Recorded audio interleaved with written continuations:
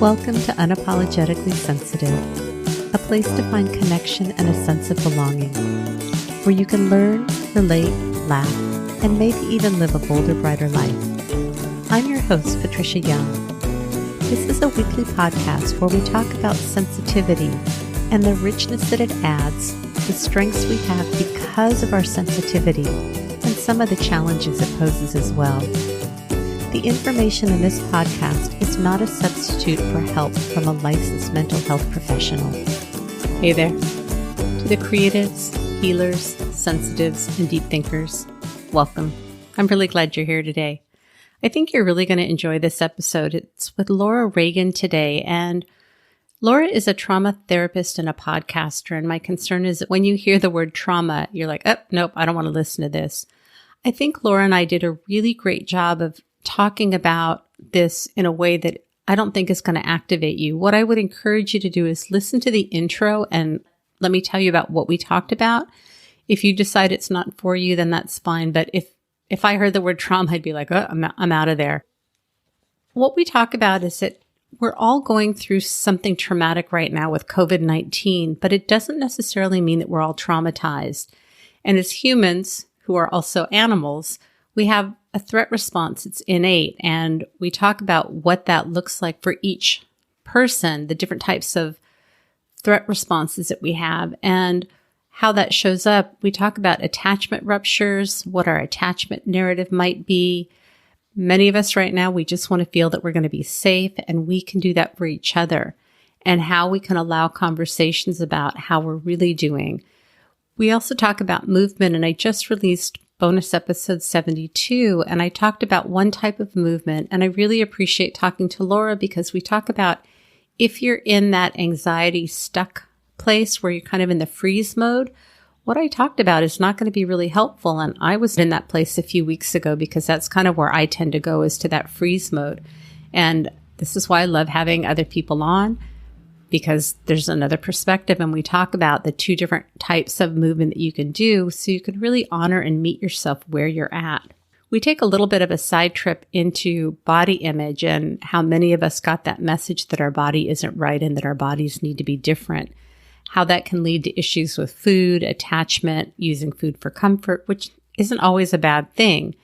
And it also can tie into that sense of scarcity and will I be safe? And some of us stockpile and do some hoarding. And I've talked about in previous episodes that because we didn't talk about feelings in my family, I'm very attached to my things because there wasn't a place for me to connect with feelings.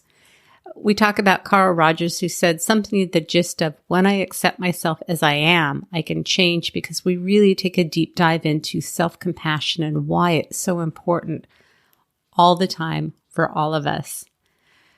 Laura does a great job talking about indicators of things that you may be experiencing to see if maybe you need to talk to somebody to get an assessment.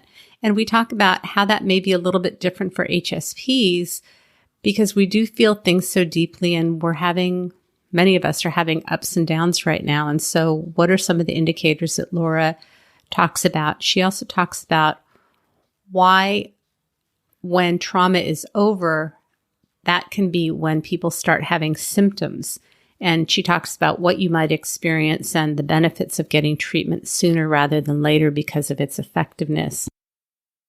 I think this is just a really rich episode. I honestly don't feel like there are things that are going to be sensitive to listen to, but you have to make that decision for yourself. Let me tell you a little bit about Laura. Laura Reagan LCSW-C is an integrative trauma therapist and owner of the Baltimore Annapolis Center for Integrative Healing in Severna Park, Maryland. She uses mindfulness, expressive arts, and sensory motor psychotherapy in her work with adults who have experienced childhood trauma. She offers clinical supervision in Maryland and clinical consultation online and in person. Her practice website is bahealing.com.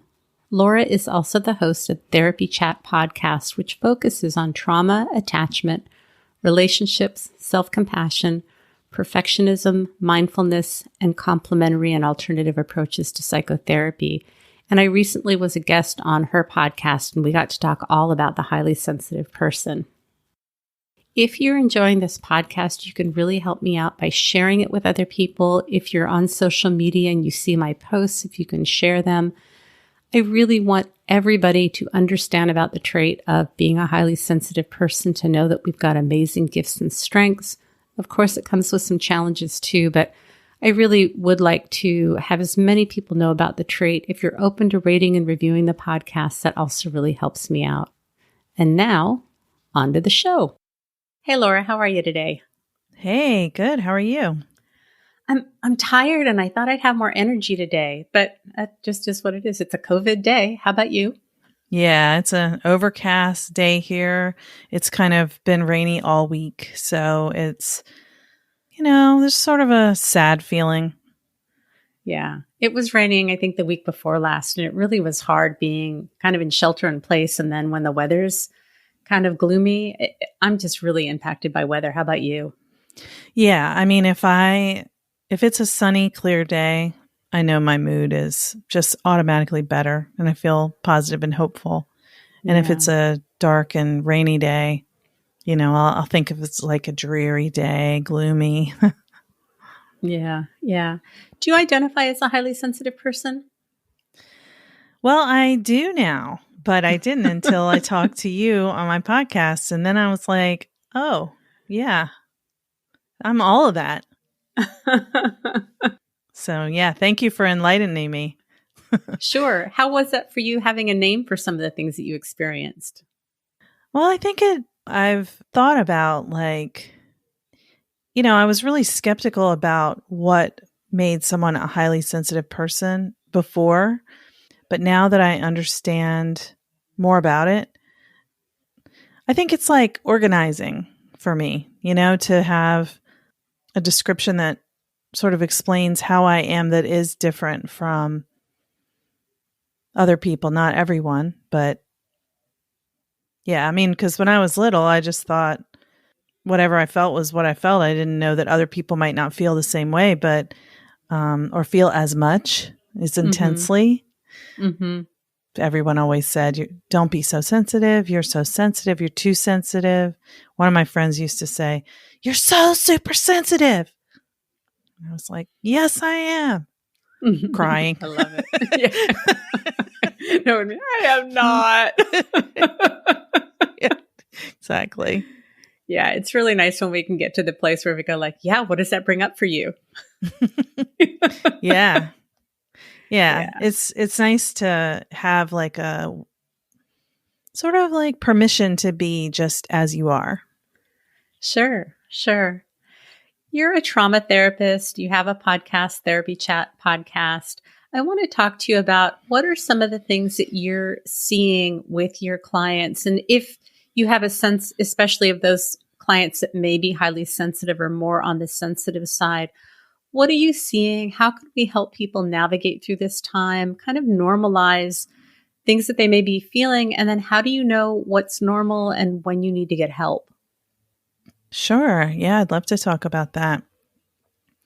And I think, there are a lot of different ways that people are responding to what's going on. So, of course, being a trauma therapist, all my clients have trauma.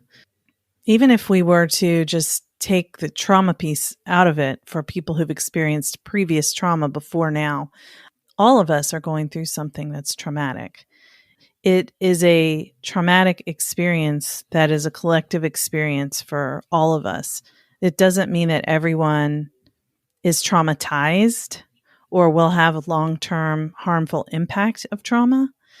One of the most basic things about trauma is understanding that as humans, we're animals, and as animals, we, just like all other animals, we have a threat response system that we use, not even consciously, it's just innate, that helps us respond during traumatic experiences. And those trauma responses that we hear about all the time are fight, flight, freeze. There's also submit. And then the fifth sort of trauma defense, it's really like an attachment seeking behavior, which is they call attach cry. It's a little more complicated, but fight, flight, freeze. Those are pretty obvious. Many of us are angry. That's fight. Or we want to get away. We want to escape. We can't stand being cooped up. That's flight. Freeze could be that we feel all this anxiety, irritability, and agitation in our bodies, but we also can't seem to make ourselves move and do anything. So it's this feeling of like being very stuck because you feel like you want to do something, but you can't seem to make yourself do it. So that frozen, is just like, it's kind of like waiting. You have to wait to be safe. Just like an animal would play dead and hope that the predator would go away. And then submit is where you're just like, okay, well, this is what's happening. I can't do anything about it, so I'm just going to get through it. But, that's another way of responding to trauma. And then attached cry is like, help, help, help, and that's how we like reach out to other people like, I'm not feeling okay. I don't like this. What do you think about it? How do you feel? I think those trauma responses are showing up for all of us in so many different ways, wanting to numb the way we feel. So using substances or just, endlessly scrolling through the internet. Those are, some of the common ways that people try to numb. Also comfort eating. And basically, you're going through something right now. If you are not eating in the way that you normally do, if you're finding yourself grabbing more carbs and things like that, that's something that you're trying to do to comfort yourself. And it's okay. It's just part of what you're going through right now. It doesn't mean, a lot of people have talked about like, am I going back? And in fact, Heather Tuba, who does a lot of trauma support for partners of people who've experienced trauma, she was talking about, people being concerned that they're kind of like regressing or relapsing in their recovery process of healing from trauma. And that's not really what's going on here. We're in this experience, we're reacting to it, and what we feel is okay, whatever it is. I love that. Of the trauma responses, are any of them more adaptive? Is that even a fair question to ask? Well, they're all adaptive. Freeze is a more primitive response. So it's kind of like when they talk about, and I'll say before I say this, like I just want to warn anyone, I'm about to mention a type of experience that could be triggering for people who are listening. But they always tell you, like, if you were in a situation where there was a shooter, it's like run, fight, hide. So you're going to try to get away if you can. If you can't get away, then you have to fight. You don't necessarily want to do that, but you have to. And then if you can't fight or get away, then you need to hide. So, they're all, those are like examples of really fight, flight, and freeze, or it would be the way I just said it would be flight, fight, and freeze. But they're all adaptive depending on the situation. Mm-hmm. Mm-hmm. I'm just laughing because I have so many questions. I see a lot of posts about people being concerned about gaining weight, and this is the time to be exercising and, talking about I'm baking and I'm gaining weight. What would you have to say to those people that are having concerns? Yeah, I would say, first of all, please be compassionate with yourself if you're worrying that somehow when this is over, you'll have a new problem that you didn't have before. Because, we want to move our bodies so we can feel our best and be healthy, and that's good for us. But it's not like something to shame yourself if you're not feeling like you want to exercise. If you are baking, that's a creative endeavor, and that's actually a very positive way of coping. But if you find yourself wanting to eat the whole cake, well, it's telling you that there's some feelings that you have that you're probably feeling overwhelmed by. And maybe you can give yourself compassion for the fact that you're feeling that way. And even if you eat the whole cake, it's like, okay, on this day, I ate more than I normally would have wanted to do. But how can I be kind to myself and just realize that I'm really doing the best I can to cope right now. And no one can do better than just their best. In every moment during this, for us here in Maryland, today's May 1st. So this is the end of the 7th week that we've all been in our homes. And, day in and day out, my mood and my clients' moods and my friends wildly shift from calm, accepting, to freaking out, feeling like you're going to jump out of your skin, feeling like you just can't take this anymore. You need to get outside and you just can't wait any longer. When's it going to be over? Sadness of all the losses. And it's just, it's normal for us. These are the feelings that match this situation, and it's okay to feel them. For people that are saying, I don't know what the big deal is. Like, I'm at home. I've got all the comforts of home. I get everything slowed down. Like, what's everybody making a big deal about?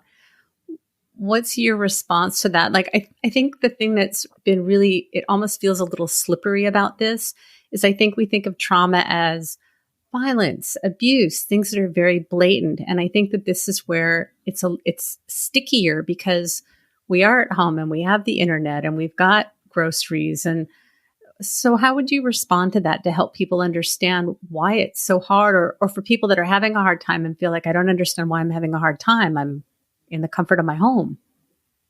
Yeah. Well, if you are home and you don't feel bothered, then great. But if you do feel bothered and you just think you shouldn't, again, I would say, please try to be more compassionate with yourself, because there isn't like a contest for whose suffering is more extreme. Anybody who is suffering, that's real. And, you feeling your pain doesn't lessen someone else's pain. It's just your pain. And I think, it's even kind of a way that our minds try to help us cope in situations like this is to minimize your own feelings and tell yourself that it's not that bad. It's almost like shaming yourself for feeling painful feelings, but somehow it takes you a little bit further away from the pain to just focus on, but I shouldn't be feeling like this. And I think as highly sensitive people, we've already received these messages all of our life. You're being too dramatic. You're too intense. You're being too sensitive. And so for me personally, I found myself doing that the way I was minimizing my experience was by saying, I experience this stuff when there's no COVID. I'm still feeling it. It's still hard. I'm still struggling. And it was really a way that I was negating what was going on. And so I think for those of us that have a hard time acknowledging and valuing our feelings, we may be doing even more of that right now, because that's kind of how we've learned to survive, by suppressing them and already wondering if our reality is too much or if we're too much. Yeah, that's very true. And even when you're safe at home and you have enough food and you have enough toilet paper and maybe you're with the people you love, your partner and maybe your children, there's so much loss in this experience. There's so much grief. Even if you don't know anyone who's been sick, the loss of what you thought was going to be, all the rituals that we normally do as a culture in the spring, weddings, graduations, proms, the end of the school year. Kids they may not really know how to name what they feel, but just feel overwhelmed by the reality that they don't get to say goodbye to their friends before summer vacation starts if school's out. Or seniors that have lost their entire senior year, those kids that are graduating from elementary school and transitioning to middle school, or middle school to, even college students that are missing practicum and hands-on experience. It's a lot of loss. It is so much loss. And that sense is, and again, I would venture to say that many of us as HSPs love our routine. We love our structure. It's what gives us a sense of predictability, of balance. And even though there may be a new structure that we have, there's so much grief and loss. Very much so. And, the loss of routine, like you said, the predictability, that's really sometimes what keeps us feeling centered, is to feel like we know what's going to happen. And we never really know or can predict what's going to happen. But this situation really amplifies that feeling. Yeah. Yeah. We tend to have that illusion of control. And this is just really indicated like, no. Can you talk a little bit about some of the attachment wounds that may be coming up for people? Like I just did a bonus episode. It seems like every week I'm seeing a new theme. And the theme that I'm seeing this week is people talking about missing parents if their parents are deceased or they're not close by, or people talking about fractures in relationship and people that they count on for their sense of comfort not being as available as they normally are, and kind of our desire for unconditional love. And I honestly think if you're in the States, part of this has to do with our mayors, our governors, our president. Nobody seems to be on the same page, that everybody is handling shelter in place differently, opening up differently. And I think we look to leadership for a sense of, this is hard, this is what we're doing, we'll get through it. And there's a lot of inconsistency. And I think that goes back to some of those attachment wounds. I'm not a trauma therapist, so I'd love to get your thoughts about that. Yeah, I agree with you. And I think you're making some great points. Two things really stand out from what you said.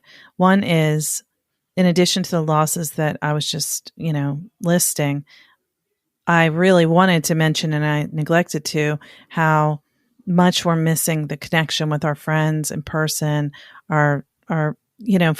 Many people, I'm in my late 40s, many people in my age group have elderly parents that they can't see to keep them safe. There's all these stories we're hearing about people who can't get to the nursing home where their elderly parent or grandparent is, and how painful that is for both not to be able to connect, as well as people who are in the hospital and can't have people there with them for comfort while they're in treatment because, it's not safe. It's just, those attachment disruptions are really big. And for kids, again, I hear from so many, I don't have little kids, my kids are college age, but I have heard from so many people who have little kids how, their kids are used to all these play dates and activities, and they're really missing their friends, even if they're little, 3 and 4. They're used to seeing their friends regularly and they don't get to now, and they can't understand why. So that's one huge piece. But I love the point you're making about the leadership, because, and especially for anybody who already has an attachment narrative where, their parents maybe weren't there for them emotionally or not at all in some way, or they had a loss in their primary caregivers when they were young. Let's just say the way the leadership is right now, that, on the one level, on the federal level, there's sort of a, well, everybody, you'll figure it out yourselves. And then I can't tell you how comforting it was to me. I don't necessarily think of the president as being someone who's going to give me comfort during a crisis. But when our nation is going through a crisis and there's not comfort coming from above, from the highest levels of leadership in our country, it's, it feels, for many people who have that story of, well, I can't depend on anyone anyway, I'm on my own. It's reinforcing that. And during this time, we want to feel like we're going to be safe. It's going to bring up those feelings of who's going to protect me. So when our state's governor, I'm in Maryland, just in like the first week or so, he put out a statement about what the state was doing and, the important information that we all needed. And he finished it by saying something like, Maryland will get through this together. There's a lot of loss and sadness, but we're all going to be here for each other the best we can. And I was just like, I was like, Dad, it's just like, it's like making you feel, oh, somebody's looking out for us, even though he doesn't know me and he's not directly looking out for me. It's comforting. And when that isn't there, whether it's because you don't trust those in leadership and where you are, or because of them just doing a very poor job anyway. It is a big attachment wound, and it shatters that sense of who's going to protect us. Yeah. Yeah.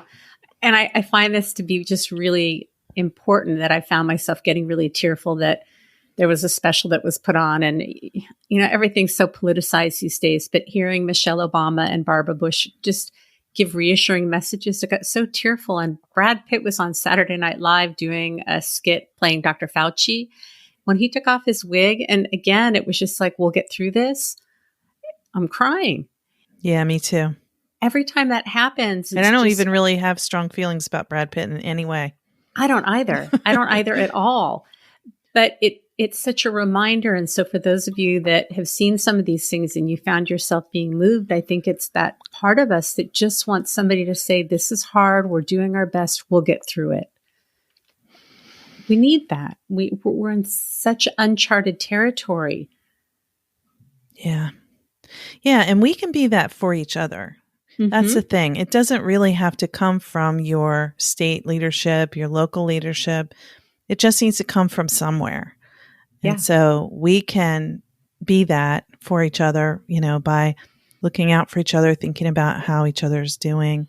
But it's also, I think, really important that we allow conversations about how we're really doing, because I find myself even thinking like, well, I can't complain to my friend again. I mean, they're probably getting sick of it by now.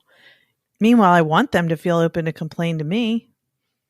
But if I won't share the same way, then how comfortable are they going to feel? Yeah. The other theme that I'm seeing coming up this week, and I've had it, is that fear of being too much, feeling like I'm too needy, too dependent. And what I'm seeing with a number of my clients is it's difficult for many of us to just kind of have the energy to do self-care. And so needing to get a lot of support and help. And I've had clients that, we're talking about, it's really important to move your body to discharge stress. And This was true for me too. And so can you just turn on music when we're done and dance for one dance? And is it supportive to text me when you're done and say, hey, I did it? Because it's just a really hard time, but to let that be okay. And what has gotten me through this is I have a few people, and some of them I talk to daily. Some of them I talk to a couple times a day through an app. So it's not live conversation. But because the contact is so frequent, I can talk about the ins and outs of my day, and it's helping that pressure valve to just consistently release pressure so that it doesn't build up. It has built up, and I've had some cries and just felt the stress. I'm so grateful for that. I don't think I would have been able to get through this if I didn't have that constant connection, because I have a very high need to connect and to talk about what's going on. And I have a very high capacity to hear about what's going on for other people. And even in these relationships, we're both having am I being too much? Is this too much for you? Is it okay that we talk about COVID? I can't imagine not having a conversation and not talking about it, because it's impacting everything that I experience for 90% of my day. Right. And I think too, as therapists and people who work directly with others around what they're going through, it would be impossible not to think about it if I'm sitting with people 6 or 7 hours a day who, we're doing it by video because we're not together in person like we normally would. Just that, even if you're not saying anything about COVID, it's a constant reminder. Yeah. Yeah. Can we talk about what are some ways that we can really care for ourselves and create that sense of comfort and nurturing? If we need to do more trauma talk, I want to do that, but I'm also wanting to feel sensitive that if I were listening to a podcast, I'm like, I don't want to hear a whole bunch about trauma, giving some tools and kind of help me. So for me personally, I'm really making a concerted effort to get out every day and to get my heart rate up. I walk my dog a couple times a day, but it doesn't give me that release that I need. And so because I'm taking care of myself, I'm really encouraging my clients, what can we do to get you some fun, gentle movement? Because I think we've got to discharge this stress that we're just absorbing every day. Yeah, definitely. I agree. And, I think regarding movement, there is a certain level of needing to discharge the energy for it to feel relieving. Related to trauma, I always say that, based on what's the trauma response that you're having, and based on that, there are different ways of discharging it that can be helpful. So if it's like that you're feeling shut down, stuck, frozen, starting from a maybe lying down position and doing some kind of gentle movement where you are on the floor or something low, because that's like your mood is low, stretches, things like that. And even that kind of gets your blood flowing and starts to lift your mood a little bit. And then you may be able to stand up and do like some sun salutations or more standing stretches. And then maybe go for a gentle walk. And that may be as much as you feel you have energy for, and that's great. But if you're feeling really agitated, anxious, irritable, angry, then something like running, kickboxing, jumping jacks, things that are like explosive, and it doesn't have to be a lot. It doesn't have to be like a whole hour. You could do 10 push-ups, 20 jumping jacks, run in place for 1 minute and see what happens. But dancing too, like you mentioned, is such a great thing because it calms your body and it expresses the energy and it's stretching and there's music involved. So it feels good to listen to the music too. But I think also like, and I might sound like a broken record, but just noticing how we tend to be critical of ourselves about, just like you mentioned, too much, the other side of that is not enough. I'm not doing enough. I should be doing more. I have this crazy thing with myself where I'll turn on music and I'll feel like dancing. And so I'll just dance a little bit.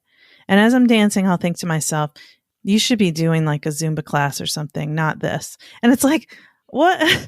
Come on, I'm doing something right now. Why am I criticizing myself about it? Another time I walked my dog. I walked about a mile with the dog and then went to a field, threw a ball with the dog. I felt joyful. I loved seeing the dog fetching the ball and it was playful and it was happy. It was a pretty day and I felt great being outside. And I was also saying, instead of doing this, you really should be doing something like structured. And it's like, no, whatever you're doing is okay. Yeah, I love that you brought up different trauma responses because the first couple weeks of COVID, I go into the freeze mode.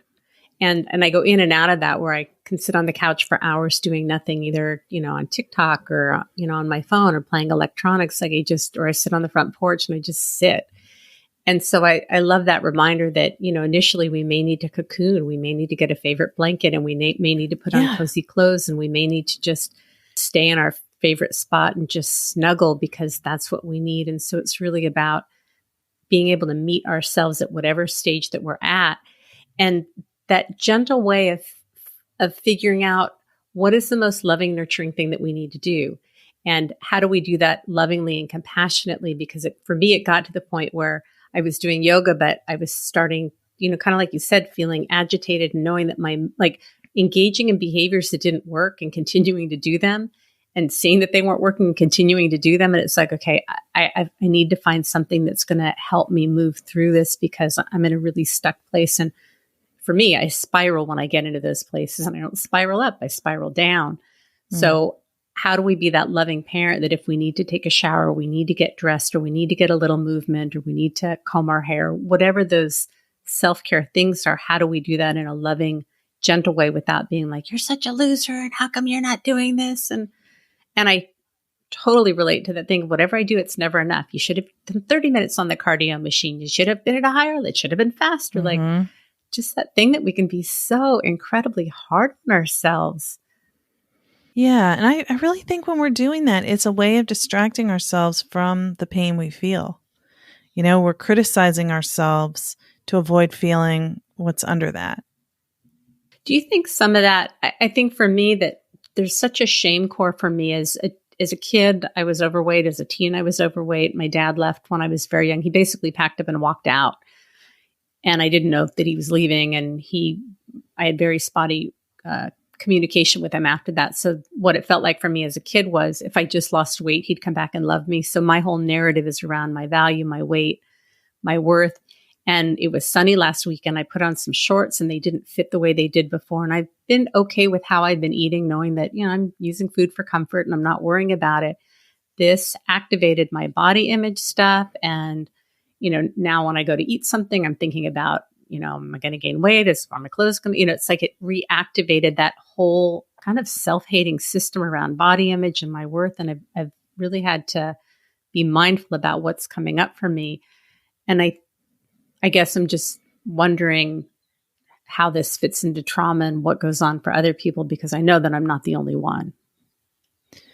Oh, yeah. I mean, there's many ways that we have messages in our culture about what our bodies should look like. And basically, pretty much you learn from a very early age that your body's not right how it is. It needs to be different, whether it needs to be thinner, smaller.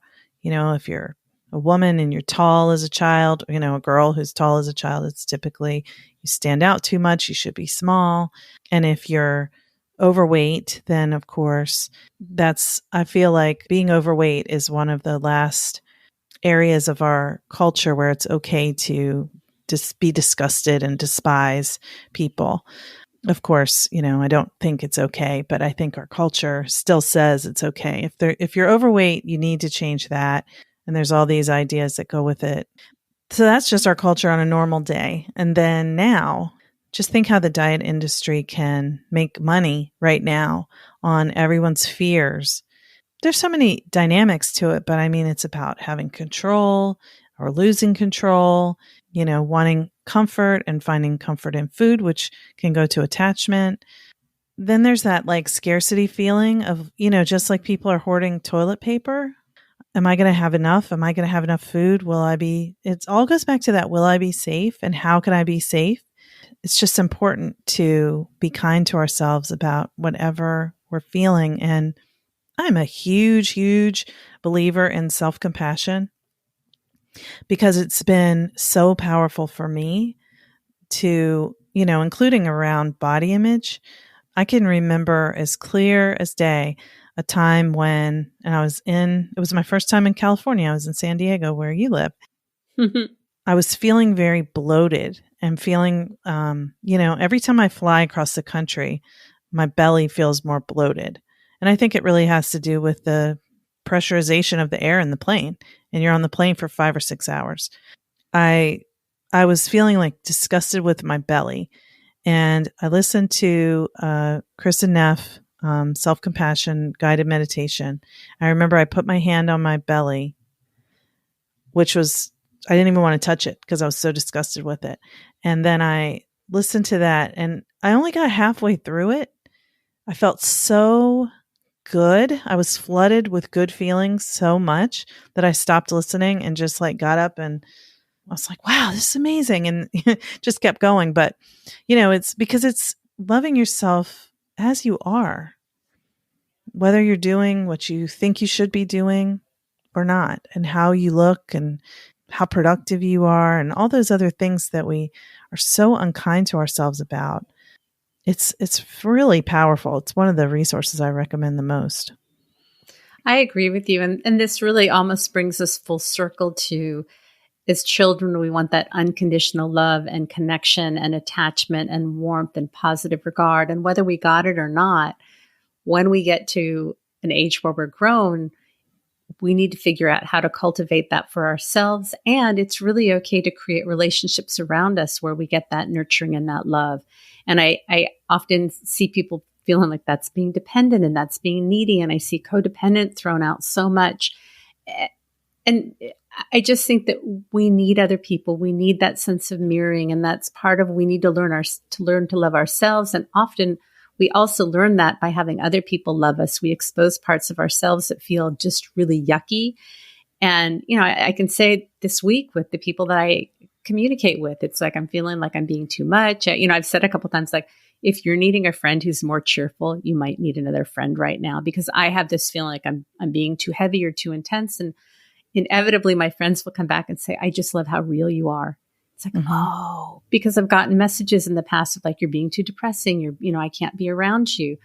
I was being real and they just didn't have the capacity. And it's like, we need that mirroring also to know that who we are is precious and lovable. And how do we cultivate more of that? And I definitely think that the self-compassion, we've got to have that, because we're going to continue to do the things that we want to make changes. And just because we want to make the change doesn't mean we make the change automatically. And so observing ourselves doing these things that may not be working and serving us and going like, it's okay.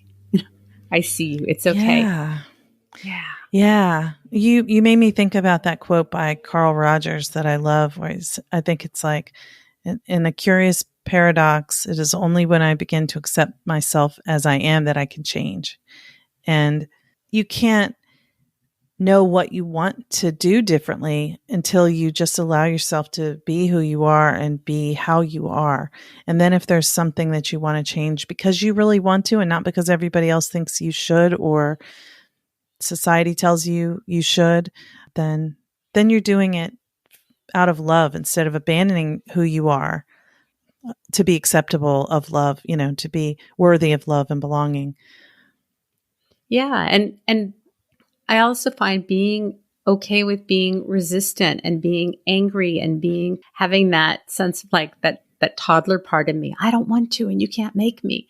Allowing for all parts of ourselves to have that expression creates room for us to change. And I think for many of us, if we didn't get that in our childhoods, we end up being adults having grown up tantrums because like, I'm going to have my feelings and it's more important to have my feelings than to do what's going to serve me because I never got this part of my development met.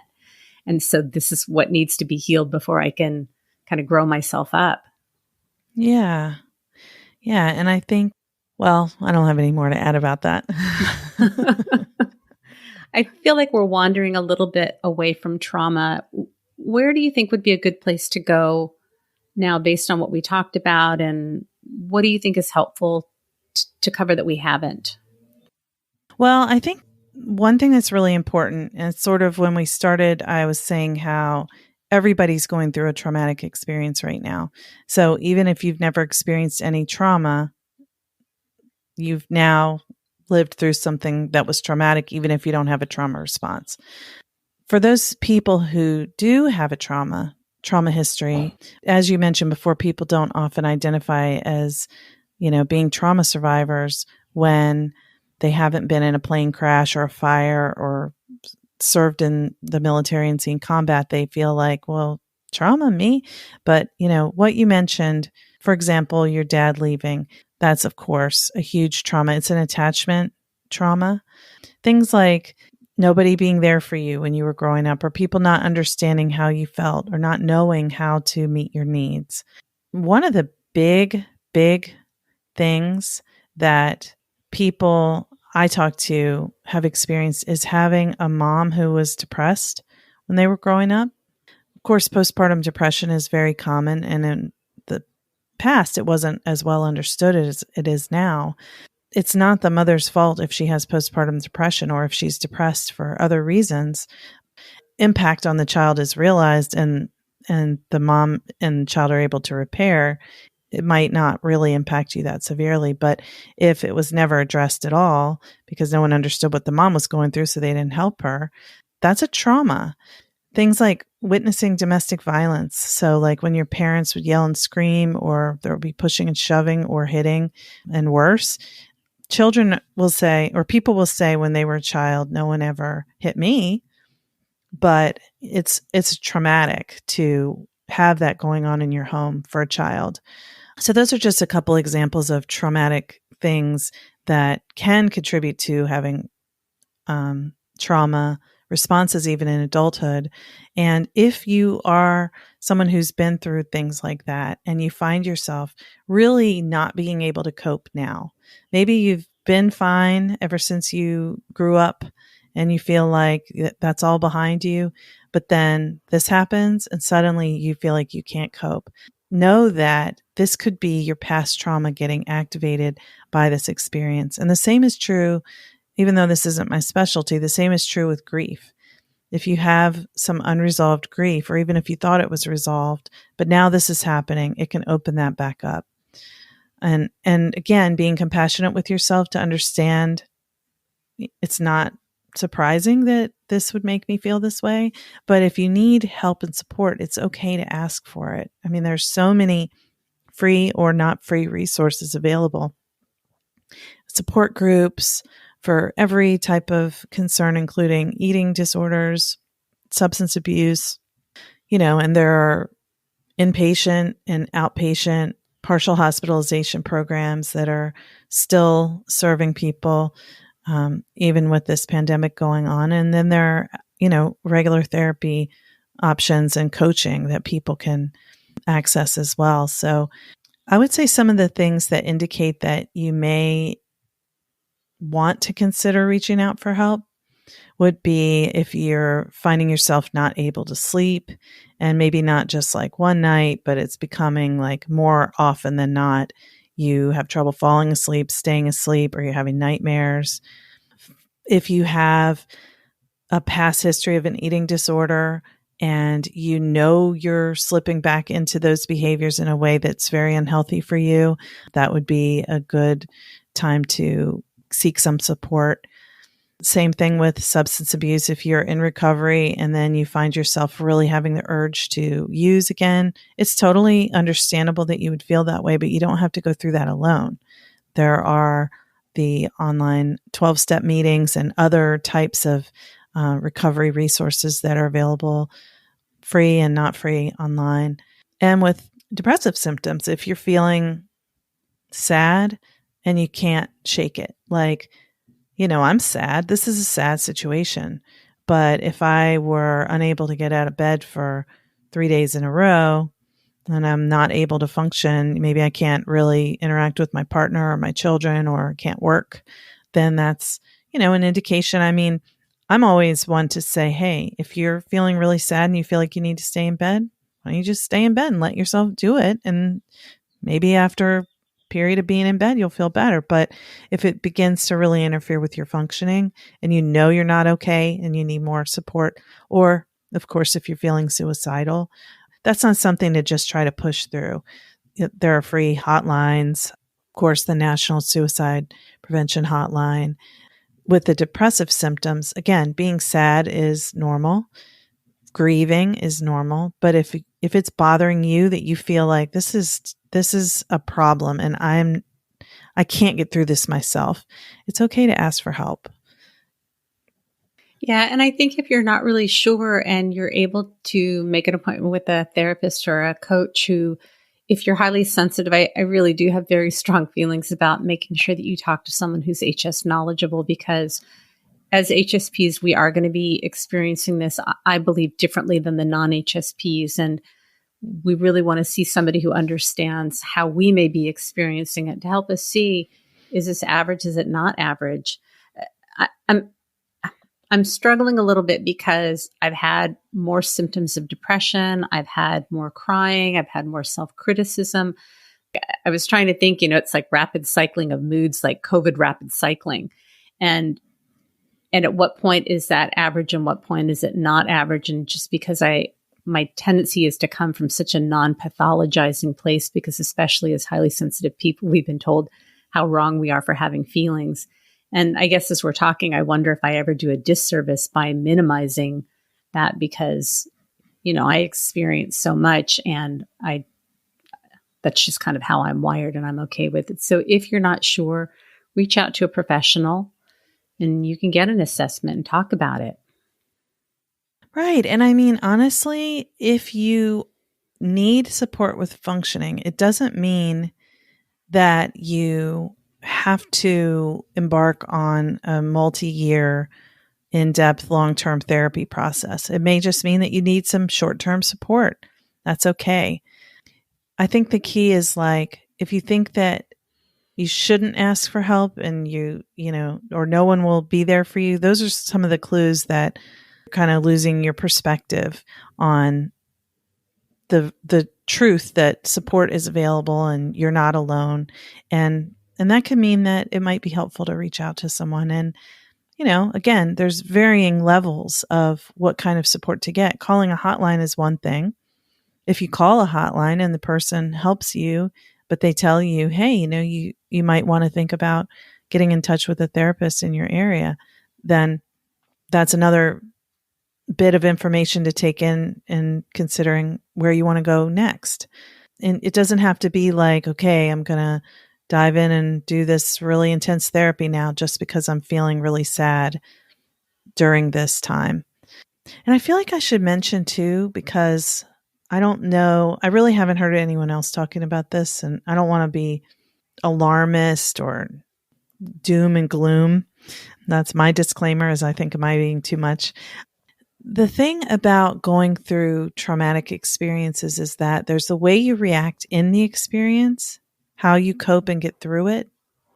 It's usually not as prolonged as this, although, of course, there are many people who live through years of war, and, poverty is an ongoing type of trauma to be living through, being in an abusive home. Once you get out of the situation, once safety returns, oftentimes that's when the impact really hits us. And that's why they talk about post-traumatic stress disorder. I was just telling someone yesterday, it's like the P in post-traumatic means that it doesn't happen. You don't feel it during the experience, but afterwards you're like, well, now I'm safe. Why am I feeling like this? And, you might feel like you're going crazy. Extremes of anxiety, extremes of depression, like recurrent distressing thoughts about the experience, whether it's memories, flashbacks, or dreams. If that stuff starts happening once this all settles down, as it someday it will, just know that that could be a longer term impact of the traumatic response to the situation. And the sooner you address the trauma, the effects of trauma, sometimes it doesn't hit you until much later. It could be 5 years later. It could be 20 years later. But if you're having those symptoms more than, say, 2 months after things settle down, 2 to 3 months later, you're really bothered by like nightmares and things like that, that's an indication that you might want to seek out some more support. So if I heard you correctly, that if people have experienced something traumatic and are aware of it and they seek effective treatment, they have better outcomes than prolonging it if you're aware that you're having symptoms and resources are available to you. Yeah, because it doesn't go away by itself. Once you're having a trauma response that is not changing after the experience has ended, it might become less acute.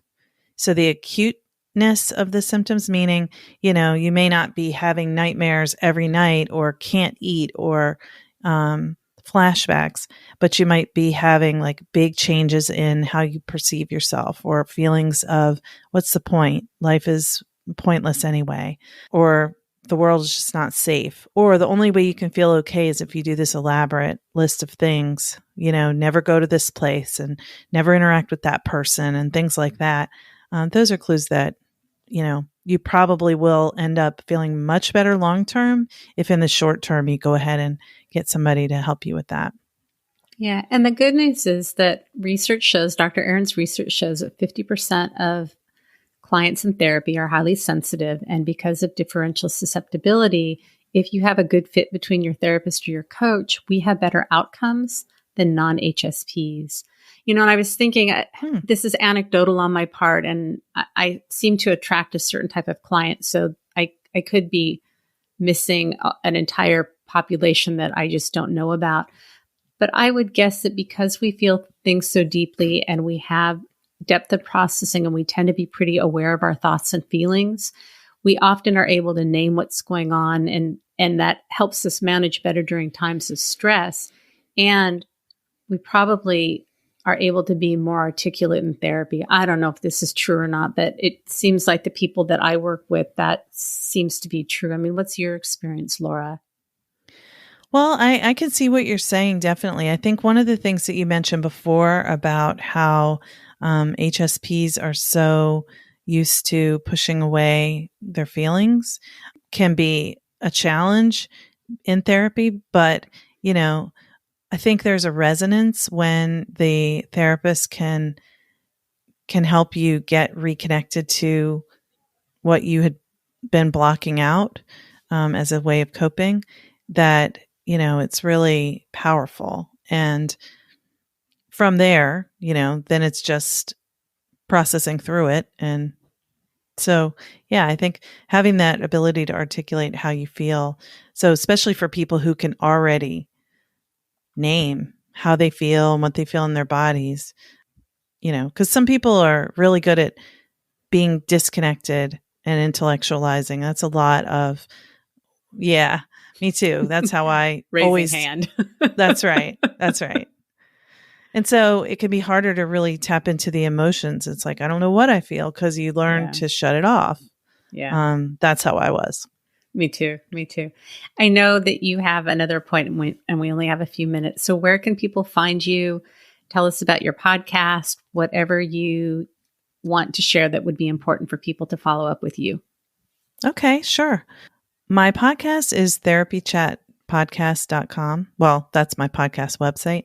Therapy Chat is basically the concept of two therapists talking, and the listener is like a fly on the wall. But we're talking about ways of doing therapy.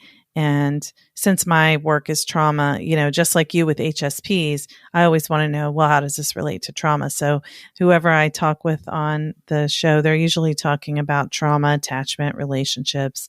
We talk about mindfulness and self-compassion, perfectionism. My practice is called the Baltimore Annapolis Center for Integrative Healing. Didn't think that having that whole thing as a web address would be too wise, so it's called bahealing.com. So you can also find the podcast through BA Healing. That's probably the easiest way. And all the links are in the show notes at unapologeticallysensitive.com. Just click on the podcast page and then find Laura's episode and click on it. And all of her links are in the show notes.